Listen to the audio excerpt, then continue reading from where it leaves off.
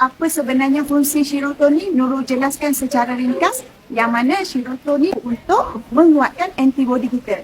So basically Shirutol ni boleh dikatakan untuk general penggunaan sebagai pelengkap kepada rawatan yang sedia ada. Membantu melindungi badan, menentang patogen, bakteria ataupun jangkitan yang nak masuk ke dalam badan kita. Yang kedua, Shirutol membantu untuk mengawal atur sistem imun badan kita. Fungsi yang ketiga, Shirutol ni dia membantu untuk menyingkirkan sel-sel yang tua dan juga sel yang abnormal dalam badan kita. Kat situ, bila kita makan Shirutol, dia macam mengejutkan balik jaga-jaga dalam badan kita supaya lebih aktif dan lebih alert. Apa yang masuk dalam badan? Yang tak elok, terus dia sekat. Terus dia serang supaya badan kita sentiasa dalam keadaan yang okey. Keempat dan fungsi yang terakhir ni, Shirutol dapat membantu untuk membaik pulih sel dalam badan. Jadi sebab itulah ada yang menggunakan Shirutol, dia dapat kesan yang dia rasa macam badan dia makin sihat. Walaupun penyakit masih ada lagi, tapi dia boleh rasa kesihatan tu ada dalam diri dia.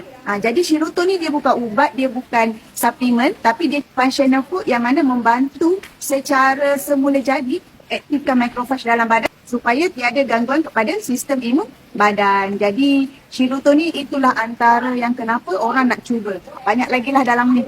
Yang mana bila baca lebih jelas dan lebih faham kenapa nak cuba Shirutol.